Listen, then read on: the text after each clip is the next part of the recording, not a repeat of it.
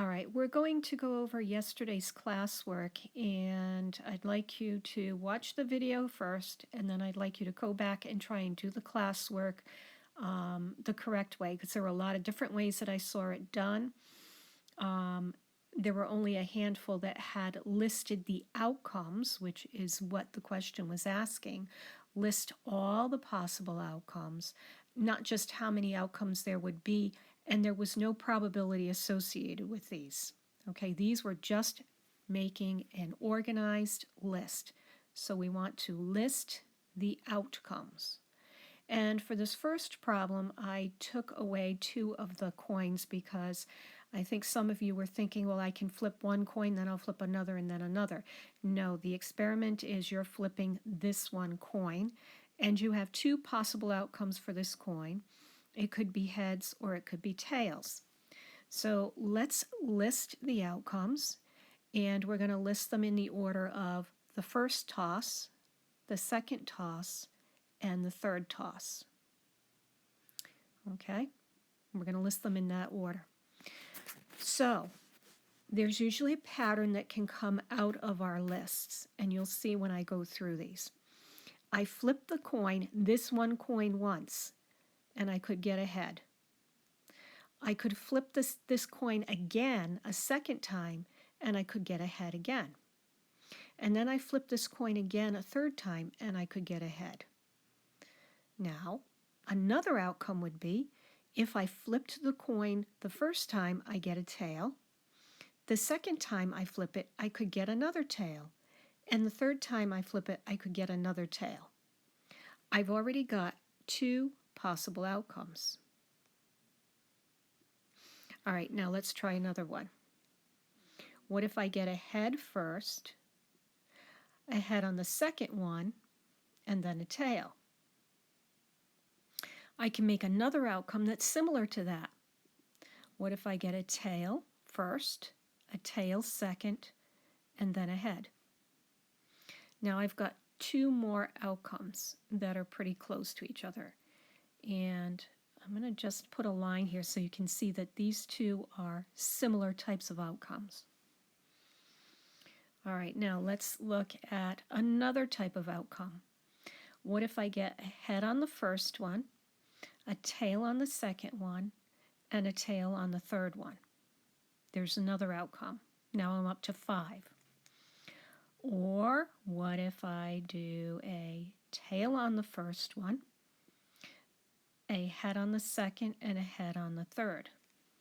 I've got 2 more possible outcomes. Do you think I'm done? The answer is no. I've still got 2 more possible outcomes, and I'm going to show you how I know that in just a minute. All right, the last set of outcomes. What if it was a head first, then a tail, and then a head? Or what if I started with a tail, and then I flipped a head, and then I flipped a tail? Now I have 1, 2, 3, 4, 5, 6, 7, 8 outcomes. I have 8 outcomes. These are all the possible outcomes of flipping a coin 3 times. Okay? And this is where it comes from, and some of you were intuitive and figured this out yesterday. On the first toss, there are 2 possible outcomes. On the second toss, you have 2 possible outcomes. And on the third toss, you have 2 possible outcomes. This is called the fundamental counting principle because 2 times 2 times 2 would equal 8.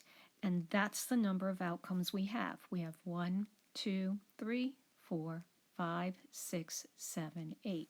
So again, this is called the fundamental counting principle.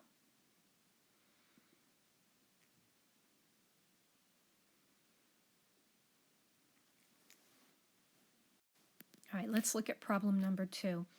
It says, list all the possible outcomes of spinning the spinner once and flipping a coin. So my outcomes for the spinner, are going to be A, B, or C, and the outcomes for the coin are either going to be heads or tails.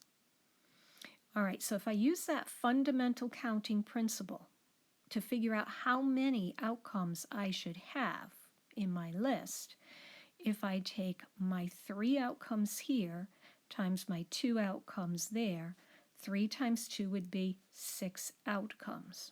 That's what I'm looking for. What are the 6 possible outcomes? Well, if I spin on the spinner in A to start with, and then I flip the coin, I could get a head. If I spin in A on the spinner first, my outcome on the coin could then be a tail. Then, if I spin a B first on the spinner, my outcome on the coin could be a head. And if I spin a B on the spinner, my other outcome could be a tail on the coin. And the third set of possibilities in this organized list, if I spin C first on the spinner and then flip the coin, I could get a head. And if I spin a C on the spinner, then I could get a tail. And they call them organized lists because I'm going to show you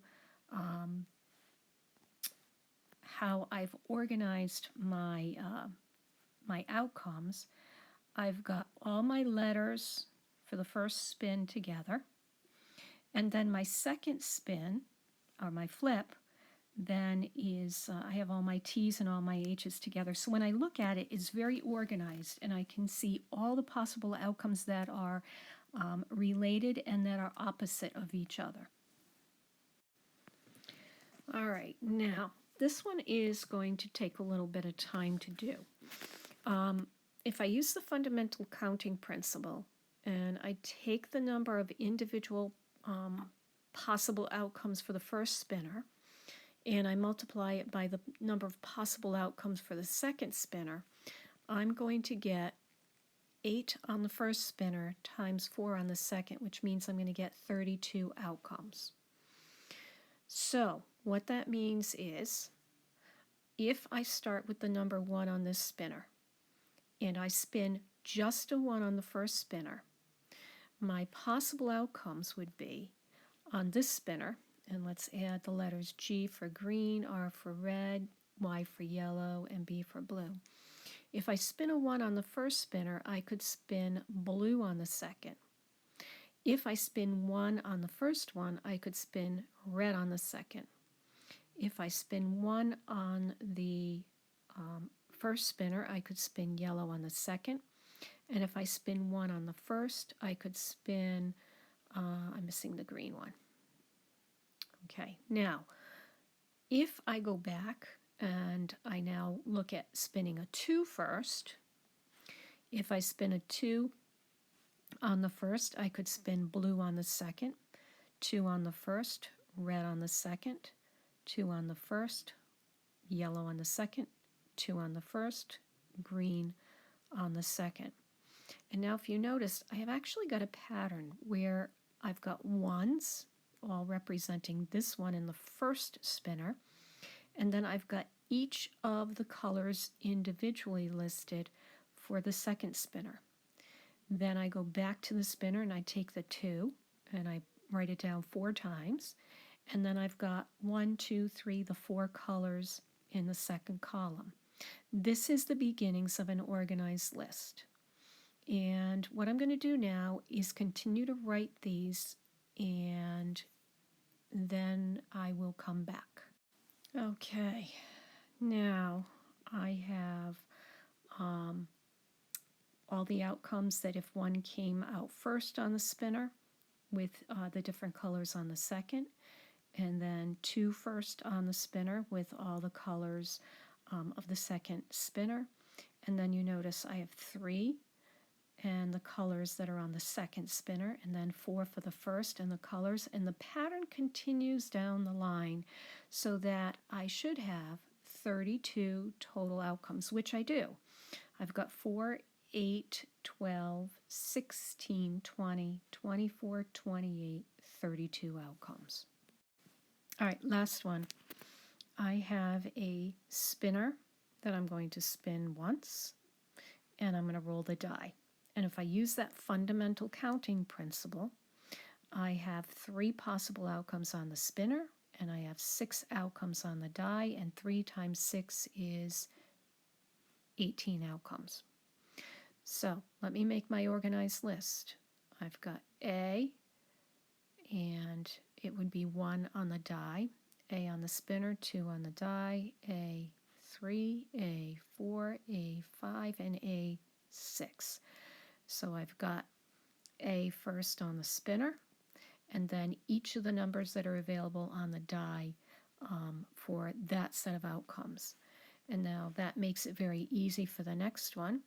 It would be B1, B2, B3, B4, B5, and B6.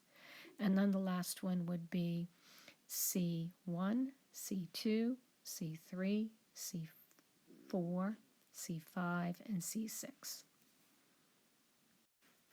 All right, so if you didn't do so good on this yesterday, you've got another shot at it today. I've pretty much given you all the answers, so please go back and redo that classwork from yesterday, and then make sure you do the exit ticket before you leave today.